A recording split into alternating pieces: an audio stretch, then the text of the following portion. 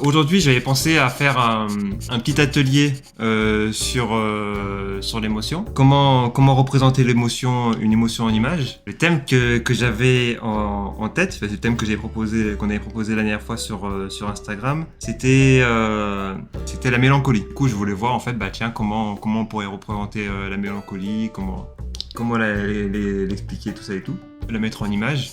On va d'abord réfléchir sur qu'est-ce que la mélancolie, et après à travers ça, ben, on va essayer de la mettre en forme. Une fois qu'on a une petite idée en fait à quoi ça pourrait ressembler, ben après on sera plus facile pour peut-être éveiller un souvenir de la mélancolie, pour dire bah tiens, ça me fait penser à ce moment-là. Une fois qu'il y a quelque chose qui est déjà mis en place, ben, ce sera plus facile de la mettre en image, de la poser sur papier, et on va la faire en peinture. Si vous avez du temps de dispo, que vous voulez essayer, ben, vous pouvez essayer aussi chez vous.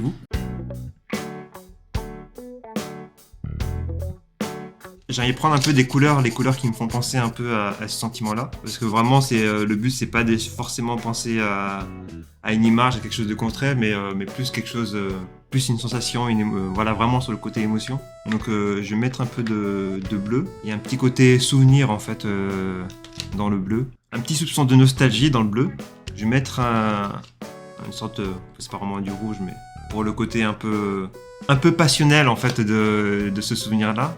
Et je vais mettre un peu blanc. Je vais partir sur cette idée-là en fait, que chaque couleur c'est un peu une émotion, et que du coup je vais essayer de représenter la mélancolie. La mélancolie, il y a vraiment quelque chose en fait d'un peu plus triste. La nostalgie en fait c'est quelque chose il y a quelque chose en fait d'assez beaucoup plus joyeux, une sorte de Madeleine de Proust. Mais la mélancolie en fait, moi je le perçois.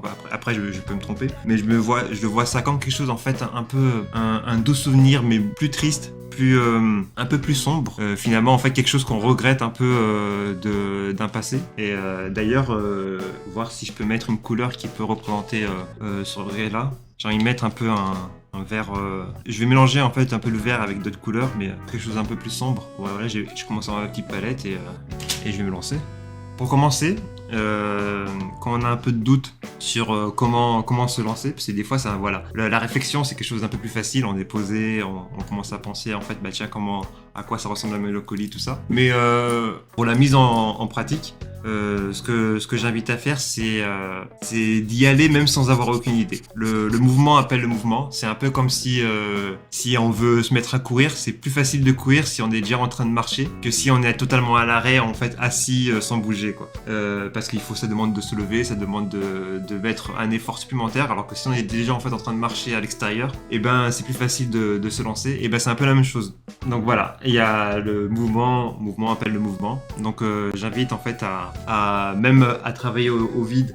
Déjà en fait à essayer de s'imaginer mouvement de mélancolie. C'est un peu abstrait de dire comme ça, mais voilà, c'est un peu l'idée. Mais une fois que c'est lancé, après l'idée viendra au fur et à mesure, et ce sera beaucoup plus facile de créer. Enfin, je vais me faire un exemple, ça va être plus simple. Donc, par exemple, moi je vais commencer directement avec de la peinture. Je passe sur un vert. Bon, pourquoi le vert plutôt qu'une autre couleur? En fait, c'est plus, c'est un peu au hasard. Bon, je dirais en fait que le vert c'est un peu quelque chose d'un peu plus, peut-être plus doux, plus confortable. Du coup, je pars sur cette couleur-là. Mais bon, après ça c'est ma manière de voir les choses, et si vous voulez essayer un peu dans votre côté, ben vous mettez aux couleurs qui vous correspondent mieux. Il n'y a pas vraiment de sens en fait. Le but c'est vraiment d'expérimenter, d'essayer et d'apprendre à transformer une idée en création. On n'est pas obligé de savoir dessiner, de savoir peindre en fait pour le faire, hein, comme vous avez pu le voir. Il n'y a pas de technique particulière pour dire bah tiens, ça je sais faire, ça je sais pas faire. Le but c'est vraiment d'expérimenter, d'essayer d'avoir une sorte de sensibilité à travers les couleurs, les gestes. Le total en fait de la séance en fait peut durer 1 heure. Après l'atelier ça dépend en fait par rapport à comment les difficultés en fait selon les personnes. En fait il y en a qui arrivent directement à voir, à visualiser ce qu'ils veulent faire et à se lancer directement dedans, du coup c'est beaucoup plus rapide. Et d'autres qui ont plus de mal. Et après du coup faut adapter en fait les séances par rapport à ça.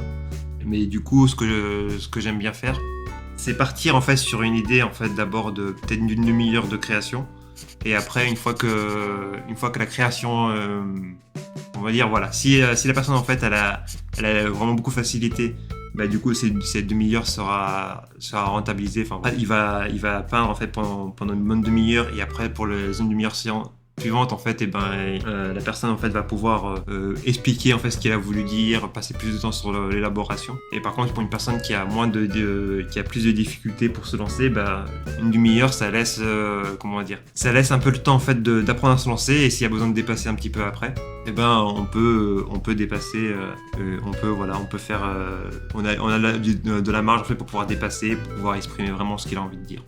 Et donc ce que je vais faire en fait, c'est rajouter quelques points de désir dans des groupes de souvenirs, de manière un peu au hasard en fait, mais comme si en fait il y avait des traces de souvenirs en fait dans cette partie-là. Je vais mettre aussi un peu comme si jeter un peu des liens entre différents souvenirs. Et des fois même si même le souvenir se fait à travers le désir, on se souvient en fait de telle chose. On a tel désir et qui nous rappelle en fait autre chose, qui nous rappelle encore autre chose. Et je pense que la mélancolie va arriver après. J'avais dit tout à l'heure que le bleu en fait faisait plus souvenir, mais là quand j'ai un peu changé ma manière de faire en fait. Pourtant, je suis parti sur le souvenir en vert. Et après, il n'y a pas de bonne ou de mauvaise réponse. En fait, c'est comment nous on le ressent, comment on se sent par rapport aux couleurs. On peut très bien faire tout ça, on peut très bien tout faire en noir. Et imaginer en fait que c'est notre manière de voir la chose. C'est important de prendre ça aussi en considération, de voir exprimer en fait de la manière dont elle a envie d'exprimer, de pas dire ah bah tiens, personne va faire une peinture en fait tout en noir et blanc et forcément ça veut dire le mal, parce que du coup ça dépend en fait de la sensibilité par rapport à la couleur. Et par rapport à ce qu'on veut dire. Et c'est un peu toute cette lecture-là en fait que je fais dans les ateliers pour réussir à exprimer, pour réussir à comprendre ce que l'autre veut dire, parce que le résultat c'est secondaire. C'est vraiment dans la manière de le pratiquer. Par exemple, si on regarde juste le résultat, on peut se dire ah bah tiens c'est quelque chose de entremêlé, c'est très oppressant, il y a le côté rouge qui peut être un peu sanguin, tout ça et tout. Alors que dans ma description que j'ai faite tout à l'heure, je représentais ça justement de quelque chose de léger avec des points de désir. Parce que c'est ma manière de voir les choses, c'est ma manière de le représenter. C'est important de ne pas mettre directement une conclusion en fait sur comment la personne va s'exprimer. Et ça c'est, je parle d'un côté peinture, mais c'est pareil aussi dans les mots, dans la manière dont on communique. Si une personne va parler d'un ton un peu plus fermé, un peu plus peut-être épineux, on va dire, c'est pour reprendre les termes des épines. Ça veut pas forcément dire que cette personne-là a l'intention d'être douloureux en fait dans sa manière de parler, mais c'est juste que c'est sa manière de procéder, et il faut réussir à comprendre tiens comment il le fait, comment il s'exprime de manière dans d'autres situations avec d'autres émotions, et réussir à déceler tiens ça fait partie de son identité, ça fait partie de l'émotion qu'il essaie d'exprimer en fait en parallèle, et voir comment déceler un peu qu'est-ce qu'on retient et comment il s'exprime pour réussir à comprendre, le mieux le comprendre et être dans l'univers de cette personne-là. Là, je vais partir sur le bleu, le souvenir qui nous reste à travers la gorge, qui veut dire je m'en souviens, mais je suis triste en fait que ça n'existe plus dans le présent. Et là, ce qui me vient en tête, ça peut être un peu violent, mais finalement en fait c'est quelque chose en fait qui est assez violent, je trouve. Et ce que je vais faire en fait, c'est que je vais recouvrir la racine, parce que la racine représente un peu le point de départ. Du coup, je dirais le présent, et recouvrir en fait cette racine là en fait par le bleu. Parce que c'est le présent en fait finalement qui est perturbé de cette amertume. Le passé reste dans le côté dilué avec ces traces de désir en fait qu'on peut revoir. Et c'est le présent en fait qui finalement est assombri, et qui est vraiment dans cette mélancolie. En fait. Donc voilà un peu ce que je vais faire, ce que j'ai fait. Là en fait, on va dire juste en voyant comme ça. Si on arrive vraiment à percevoir en fait un peu cette idée de mélancolie, mais je voulais vraiment partir, on peut voir un peu le processus.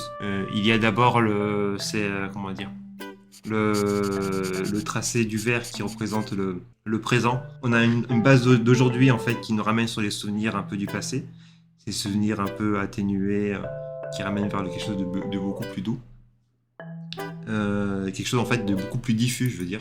Quelque chose, un souvenir en fait, plus on va dans le lointain, moins on arrive à y mettre des mots clairs, parce que ça devient de plus en plus compliqué. Puis j'ai parti sur des petits points de désir, ces petits moments en fait qui nous font un peu du bien, qui nous disent tiens, ce sont des moments un peu importants, et donc à travers ces points-là, qui sont un peu éparpillés partout, en fait, je les ai mis, qui entourent en fait le souvenir, qui permettent de dire tiens, c'est c'est un peu, ces désirs-là sont un peu les protecteurs en fait de ce souvenir. Mais c'est aussi ce qui fait que c'est aussi pour retrouver ces points-là en fait qu'on puise dans nos souvenirs. Parce que si on a des souvenirs où il n'y a aucun désir, on n'a pas envie d'y retourner dedans en fait. Si il n'y avait pas de ces points rouges, on n'avait pas envie de retourner. Mais tout ça en fait, juste ça en fait, il y a un peu le côté, voilà, c'est un peu le côté juste la mémoire, juste la Madeleine de Proust. Mais il fallait rajouter quelque chose de puissant et quelque chose de, comme a dit Flo, quelque chose en fait d'amer. Et cette amertume en fait, je l'ai rajouté par le bleu, qui signifie, voilà, du coup l'amertume est quelque chose qui engloutit un peu tout le reste, qui va comment dire, un peu bousculer le présent au point de plus pouvoir voir d'où ça part. Enfin, c'est quelque chose en fait d'enfoui en fait finalement enfoui sous l'eau et suivre en fait les courbes de souvenirs et perturber notre mémoire. Ça perturbe à la fois notre présent, mais ça perturbe aussi notre mémoire. Et on a du mal à voir les tracés. Qu'est-ce qui fait qu'on désire telle ou telle chose? On les désire, mais finalement, on n'arrive pas à les tracer, on n'arrive pas à y rejoindre, et ça nous laisse quelque chose de désagréable en fait dans le présent, parce on reste englouti, on reste sous l'eau.